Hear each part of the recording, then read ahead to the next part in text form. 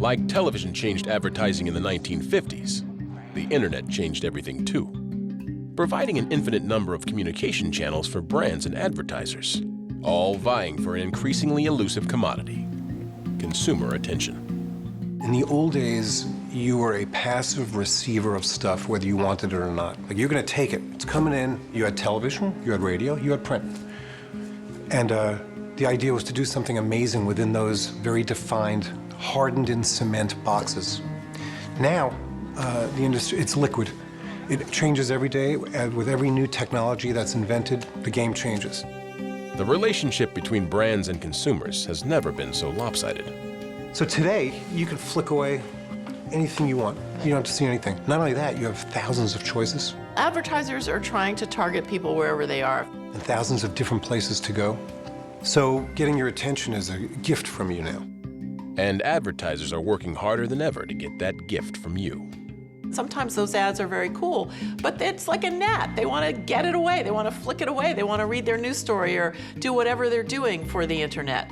So advertisers are back in the game of content creation. They don't necessarily know how to do it. And in a way, you know, history is repeating itself.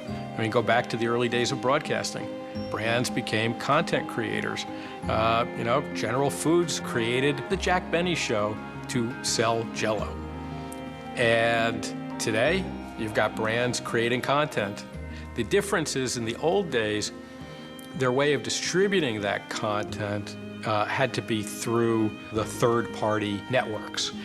Today, brands can become their own distribution networks for consumer content. They're cooking up spectacular stunts and events.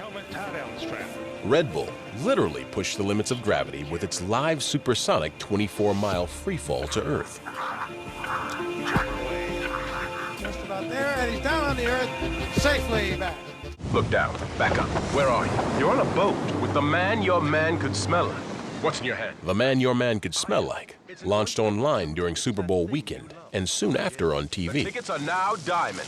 The video went viral. When your man smells like Old Spice and not a lady, I'm on a horse.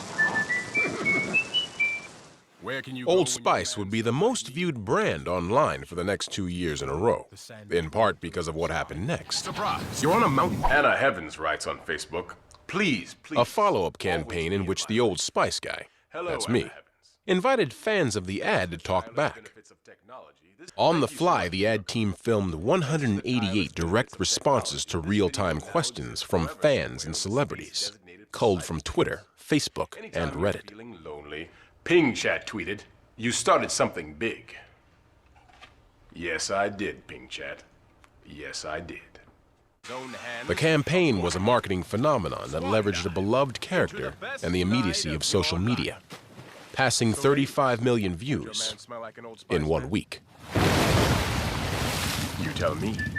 You put some content out there, you put some thoughts out there, and then you just wait to see how people react with stuff, and you see what sticks. Jerry Graff runs Barton F. Graff 9000, a new ad agency in New York, not on Madison Avenue, but in Manhattan's Flower District. You'll create content, videos or memes. You'll just start seeding conversations, and it's like instant testing, if you will. It's like putting a spot on TV and knowing instantly if you reached as many people as you wanted to and how many people liked it. But if you're a slow turtle and you're in the middle of the street, what happens, Austin? It sounds simplistic, but a brilliant idea, brilliantly executed. And it can start anywhere. In fact, the AT&T campaign started online. What's better, faster or slower? Faster! Okay, what's fast? My mom's car and a cheetah. And then it blossomed into this TV idea. So it doesn't matter where it starts, but a great idea can bloom and go in any direction. And what's slow? My grandma's slow. Would you like her better if she was fast? It's not complicated. Faster is better. Jerry Graff dubbed his Ragu campaign the tragedy of childhood. Do not fall asleep at a sleepover. Lesson learned. He needs Ragu. A long day of childhood calls for America's favorite pasta sauce. If you really think about childhood, it's horrible. I mean, it's really, you have no money. You have to do what pretty much everybody tells you to do, right? There's school, chores. It's kind of a miserable experience. Inspiration came from already popular videos. Parents taping their kids' meltdowns and posting them online. Why is this happening to me? It's okay, bud. And we're looking online at all the videos that get the 500 million views, like Charlie Bit My Finger. Ow! And they look funny and amusing, but if you stop and think about what's going on in those videos, Charlie was biting, really biting his brother's finger. The kid's screaming. Charlie bit my finger. Yep. And I was screaming for help. Ow! And what you realize is his dad is videotaping this thing. But instead of helping me, my parents just kept filming. And God bless him, he got 500 million views and stuff, but the poor kid's screaming. Charlie bit your finger like a rabbit opossum, but Dad kept on filming 'cause he thought it was awesome. He's Ragu, 'cause growing up's tough. Give it Ragu, he's been through enough. And we're like, that's another wonderful definition of the tragedy of childhood. Admin like Graf know they no longer control the game. Everyone commenting on everything and everyone starting their own viral videos.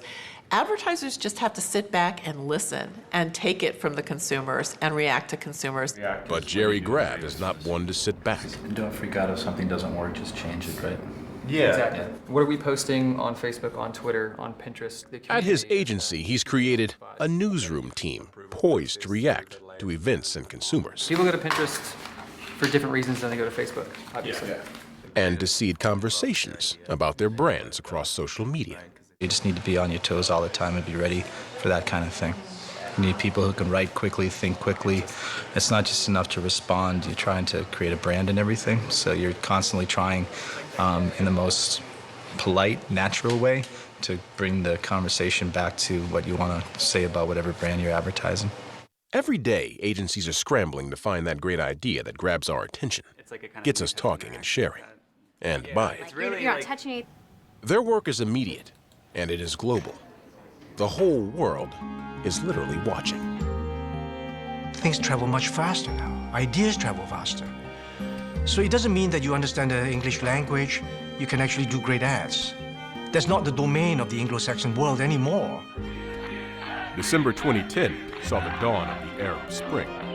A pro-democracy group in Tunisia hired Ogilvy to kickstart voter engagement. We thought of the idea of having a massive poster of Ben Ali. We had a camera filming it. So when we put it out there, people were enraged. So when they tore it down, behind it revealed another poster. And it says, if you do not vote during this election, he will come back again. And so what started as an activation idea on the streets, it developed into a huge social media, and everybody got the message. For a magic moment, an audience is captured. It is every advertiser's dream and challenge. If you go back to the early days of radio, the original radio broadcasters read newspapers because they didn't know you could do anything else. And then we went to television. Now, if you've ever seen the original television broadcasts, they were radio guys standing in front of static microphones reading scripts. I liken us today to the radio broadcasters standing in front of the static mics. We're sort of experimenting, we're learning, we're trying to figure it all out, and that's what makes it exciting. The beauty of it is there is never going to be a cracking the nut because it's never going to be hardened in cement. It's always going to be ever changing and ever new. Call me old-fashioned, but I still think Bill Bernbach and David Ogilvy had it right. There's nothing that works better than a great idea. The spark of genius, it's the beautiful image juxtaposed against another beautiful image in ways that are just emotionally appealing to you. It's the 5 words that, give you a sense that no 5 words ever have before. And nobody had more fun than agencies like mine. Oh my God, we worked our ass off, and everybody was so proud of what we did. I mean, you're around the sharpest people in the world.